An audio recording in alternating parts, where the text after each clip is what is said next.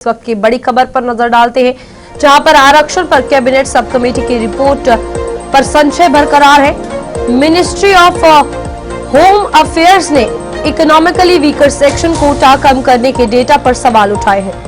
Cabinet से मंजूर report को अभी भी अंतिम मंजूरी का इंतजार है और इस बीच रिपोर्ट को मंजूरी मिलने पर ओपन मेरिट कोटा बढ़ सकता है। बड़ी खबर है, जहां पर जम्मू कश्मीर में आरक्षण पर कैबिनेट सब कमेटी की रिपोर्ट को मुख्यमंत्री उमर अब्दुल्ला की अध्यक्षता वाली केंद्र शासित प्रदेश की कैबिनेट से मंजूरी मिले हुए 5.5 महीने बीत जाने के बाद भी इसके भविष्य को लेकर संशय बना हुआ है। रिपोर्ट के अनुसार केंद्रीय गृह मंत्रालय ने जम्मू कश्मीर सरकार से उस डेटा के संबंध में स्पष्टीकरण मांगा है, जिसका इस्तेमाल आर्थिक रूप से कमजोर वर्गों के आरक्षण कोटे को 10% से घटाकर 3% करने के लिए किया गया है।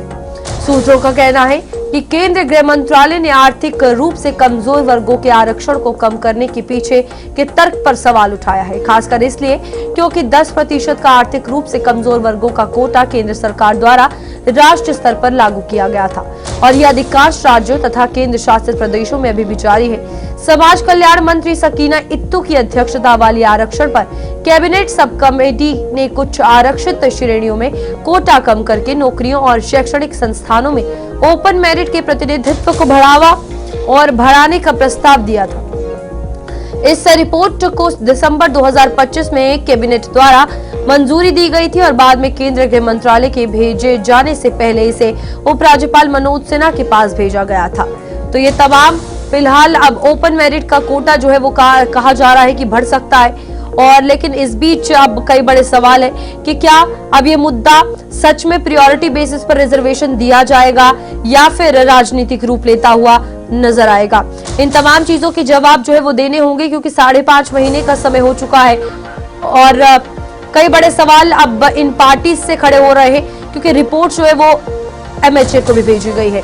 वरिष्ठ पत्रकार विनोद कुमार हमारे साथ जुड़ चुके हैं। विनोद जी, सवाल यही रहेगा, पहला सवाल, जो ये मुद्दा है वो प्रायोरिटी पर हम देखें 5.5 महीने बीत गए हैं, अभी तक भी कोई सुध-बुध नहीं है, तो ये अब एक राजनीतिक संघर्ष आपको नजर आ रहा है या सच में रिजर्वेशन के लिए सोचा भी जाएगा?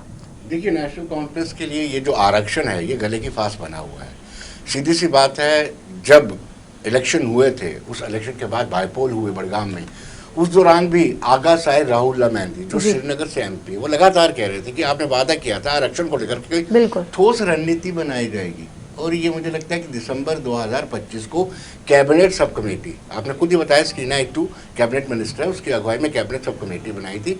कैबिनेट सब कमेटी ने अपनी रिकमेंडेशन दी थी और अपनी रिकमेंडेशन में उन्होंने कहा कुछ जो रिजर्वेशन है उनको काट करके जो ओपन कैटेगरी की रिजर्वेशन है उसमें इन्हांसमेंट की जाए, लेकिन अभी तक उस पर कोई फैसला नहीं हो पाया और ना ही सरकार की तरफ से कोई द्वारा इसको परस्यू किया गया है। तो विनोद जी, यहाँ पर जो हम EWS की बात कर रहे हैं, यानी कि इकोनॉमिकली वीकर सेक्शन की बात कर रहे हैं, उनको जो कोटा दिया जाना है, इसको लेकर कहीं ना कहीं राजनीतिक तौर पर अगर हम देखें तो क्या लगता है ये अब केंद्र सरकार और जम्मू कश्मीर में जो नेशनल कॉन्फ्रेंस की सरकार है उसके बीच टसल बनती हुई नजर आ रही है? देखिए, आरक्षण को लेकर के बड़ी बार इस पर चर्चा हुई है, बहस हुई है, और ये पहली एक ऐसा आरक्षण है इकोनॉमिकली वीकर सेक्शन। हम ये कहते हैं कि उच्च जाति के लोग भी गरीब हो सकते हैं, स्वर्ण जाति के लोग भी गरीब हो सकते हैं। ये उन लोगों के लिए अवसर था कि जो गरीब हैं, इत्तेफाक से उनकी जाति जो है स्वर्ण है, लेकिन उनके बच्चों को, उनके वाल्स को इसका फायदा नहीं मिल पा रहा है। EWS मुझे लगता है कि जेन्युइन है और किसी में कटौती की जा सकती है, उस पर चर्चा की जानी चाहिए। अगर मैं आपको रूपाली बताऊं विस्तार से कैसी कैसी रिजर्वेशन दी जा रही है। शेड्यूल कास्ट को 8% दी जा रही है, शेड्यूल ट्राइब को 20% दी जा रही है, 10% जो पहले शेड्यूल ट्राइब थे, फिर पहाड़ी 10 ऐड हुए, 20%, OBC अदर बैकवर्ड क्लासेस को 8%, ALC और IB इंटरनेशनल बॉर्डर और LOC पर रहने वालों को 4% दी जा रही है, बैकवर्ड एरिया को 10% दी जा रही है, और इकोनॉमिकली वीकर सेक्शन को 10% दी जा रही है, एक्स सर्विसमैन को 6% दी जा रही है, और जो डिसेबल हैं उनको 4% दी जा रही है। टोटल 70% बनती है, 30% जो है ओपन कैटेगरी में रह गया है। तो कहीं ना कहीं बात तो बनती है, लेकिन अब जब 10% रिजर्वेशन एसटी की बढ़ाई थी तो केंद्र सरकार ने बढ़ाई थी एक सोच करके कि पहाड़ी को भी एसटी का दर्जा देना।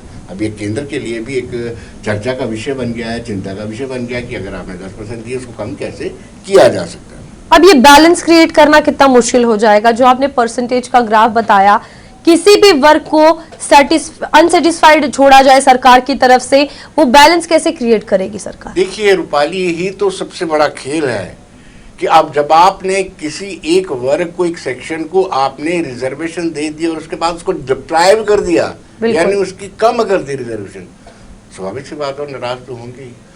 और किस सेक्शन को आप डिप्राइव कर सकते हैं, किस सेक्शन की आप रिजर्वेशन कम कर सकते हैं, ये भी एक बहुत बड़ा खेल है। तो कहीं ना कहीं ये बहुत बड़ा पेच है, ये आसानी से सुलझने वाला नहीं है। कैबिनेट सब कमेटी की रिपोर्ट को कैबिनेट ने, जिसमें मुख्यमंत्री उमर अब्दुल्ला हेड कर रहे थे, चेयर कर रहे थे, उन्होंने उसको मंजूरी दिया। उसके बाद एलजी मनोज कुमार सिन्हा को दे दी गई है और मनोज कुमार सिन्हा ने गृह मंत्रालय में ये रिपोर्ट भेजी हुई है। अब इसके बाद क्या लगता है, क्या रिजल्ट होगा या इक्वेशंस क्या बनती आएंगी? क्योंकि रिपोर्ट्स की बात कर रहे हैं, रिपोर्ट्स पे ही तमाम बातें चल रही हैं कि आगे भेजी जा रही हैं, यहाँ से बनाई जा रही हैं, लेकिन एक कंक्लूजन तो कहीं भी नहीं है। ये रुवाली, ये नेशनल कॉन्फ्रेंस के लिए गले की फांस बनी हुई है, ये आपको मान के चलना चाहिए। आगा साहिब राहुल्ला मेहंदी पहले से इस पर लगे हुए हैं और इसका परिणाम आपने भी देखा था कि बड़गाम सीट नेशनल कॉन्फ्रेंस को तो बाई इलेक्शन थी, उसमें हारनी ही पड़ी थी। तो कहीं ना कहीं अब ये नैतिक जिम्मेदारी बन जाती है कि जो वादा किया था आपने चुनाव से पहले कि आरक्षण को लेकर के कोई स्ट्रीमलाइन किया जाएगा आरक्षण को, अब इलेक्शन जीत जाते हैं, अब सरकार आपकी बन जाती है, प्रचंड बहुमत आपको मिल जाता है, तो नहीं कर रहे हैं। ये सारी रिस्पॉन्सिबिलिटी अब सरकार की बन जाती है कि किस तरीके से ओपन मैरिट की तादाद को बढ़ाया जाए। ठीक है विनोद जी, बने रहिए हमारे साथ।